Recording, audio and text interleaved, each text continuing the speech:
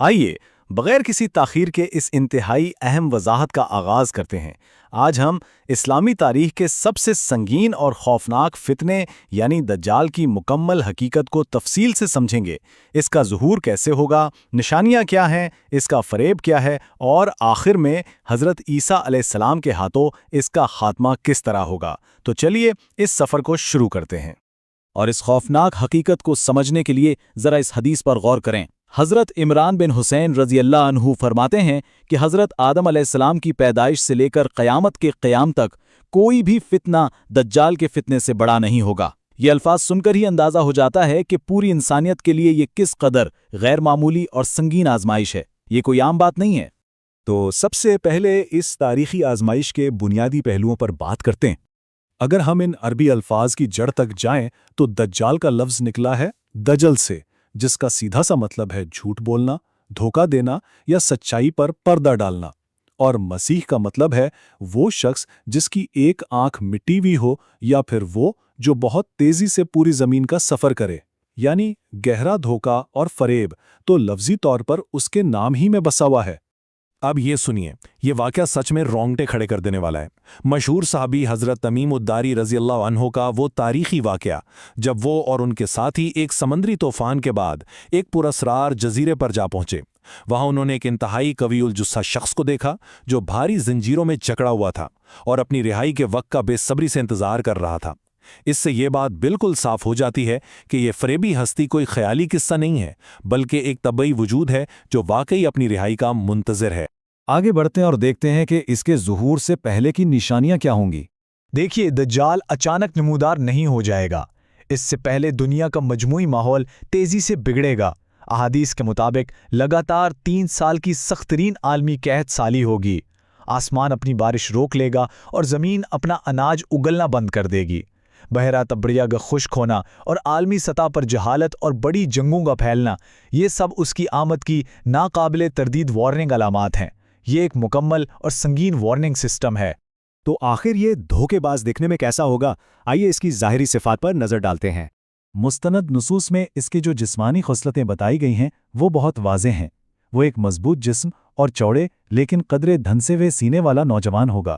اس کے بال انتہائی گھنگریالے اور رنگت سرخی مائل ہوگی، لیکن سب سے پریشان کن اور واضح نشانی اس کی دائیں آنکھ ہے جو اندھی ہوگی اور ایک پھولے ہوئے انگور کی طرح باہر کی طرف ابھری ہوئی ہوگی، اور اس کا زمین پر چلنا بھی بہت تیز اور غیر فطری انداز میں ہوگا۔ اور اس کے علاوہ اللہ تعالیٰ کی طرف سے پیشانی پر ایک ایسی نشانی ثبت ہوگی جو سب کچھ واضح کر دے گی۔ اس کی دونوں آنکھوں کے درمیان صاف طور پر کاف فا رے یعنی کافر لکھا ہوگا، اور یہ ایک بہت بڑا معجزہ ہوگا کہ ہر سچا مومن اسے بالکل صاف پڑھ لے گا، چاہے وہ دنیاوی لحاظ سے پڑھنا لکھنا جانتا ہو یا بالکل ان پڑھ ہو۔ یہ ایک خالصتاً روحانی پہچان ہوگی۔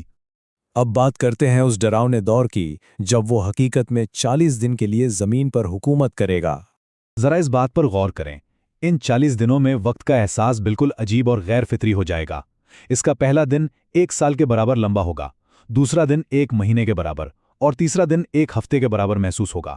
باقی تمام دن عام دنوں جیسے ہی ہوں گے۔ وقت کی یہ عجیب و غریب تبدیلی اور ہیرا پھیری ہی اس فتنے کی شدت کو ظاہر کرتی ہے۔ اس کے دھوکے کا سب سے بڑا ہتھیار کیا ہوگا؟ سچ اور جھوٹ کو بالکل الٹ دینا۔ اس کے پاس جنت اور دوزخ جیسی چیزیں ہوں گی، لیکن یہاں ہی تو سب سے بڑا دھوکہ ہے۔ حقیقت میں جسے وہ جنت کہے گا وہ دہکتی ہوئی آگ ہوگی، اور جسے وہ دوزخ کہہ کر ڈرائے گا وہ دراصل سلامتی اور جنت ہوگی۔ اس کے یہ جادوئی اور مافوق الفطرت فریب انسانیت کے حتمی ایمان کو آخری حد تک آزمانے کے لیے بنائے گئے ہیں۔ حالانکہ اس کے پاس حیرت انگیز طاقتیں ہوں گی، جیسے آسمان سے بارش برسانا، زمین سے فصلیں اگانا، یہاں تک کہ زمین کے چھپے ہوئے خزانوں کو باہر نکال لینا، اور اصفہان سے 70,000 لوگ اس کے پیچھے چلیں گے۔ لیکن ٹھہریے، اس کی واضح حدود بھی مقرر ہیں۔ وہ کسی سچے مومن کو 2 ٹکڑے کرنے کے بعد واپس زندہ نہیں کر پائے گا۔ وہ مکہ اور مدینہ کی مقدس حدود میں ہرگز داخل نہیں ہو سکے گا، اور سب سے بڑی بات، سچے مسیح کے سامنے وہ بالکل بے بس ہوگا۔ اب سوال یہ ہے کہ اس قدر شدید فتنے سے بچا کیسے جائے؟ خوش قسمتی سے ہمیں بے یار و مددگار نہیں چھوڑا گیا۔ بچاؤ کے لیے واضح اور عملی طریقے سکھائے گئے ہیں۔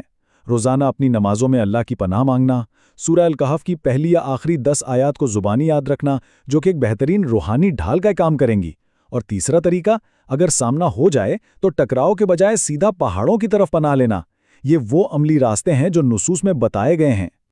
और अब आते हैं इस वजाहत के सबसे अहम और फैसलाकुन हिस्से की तरफ, हक का नुज़ूल और दज्जाल की आखिरी शिकस्त। वो मंजर किस कदर जलाली होगा। हज़रत ईसा अलैहिस्सलाम दिमश्क के मशरकी हिस्से में एक सफ़ेद मीनार पर नुज़ूल फरमाएंगे।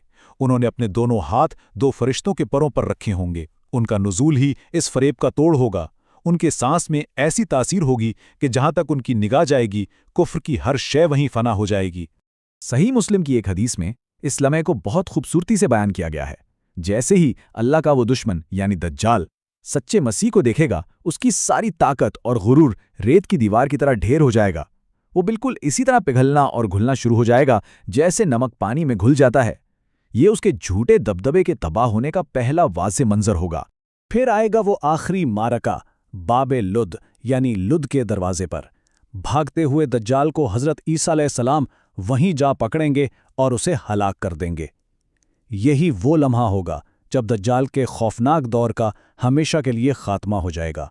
धोखे का पर्दा चाक होगा और पूरी ज़मीन पर एक बेमिसाल अमन, सुकून और इंसाफ का नया दौर शुरू होगा। इस तफसीली जायजे के इख्तिताम पर एक बहुत ही चुभने वाला सवाल जहन में आता है। अगर तारीख के सबसे बड़े धोखेबाज का पूरा इन्हिसार ही सच और झूठ की लकीर को मिटाने पर है, तो आज की ये जदीद दुनिया इस फ़र्क को पहचानने के लिए कितनी तैयार है? जिस तेज़ रफ्तार दौर में और मालूमात के जिस सैलाब में हम आज जिंदा हैं, क्या हम वाकई हकीकत और फ़रेब में फ़र्क कर सकते हैं? ये एक ऐसा सवाल है जिस पर हम सबको गहरी सोचो विचार करनी चाहिए। आज की वजाहत में बस इतना ही। हक़ाइक़ की खोज हमेशा जारी रखिए।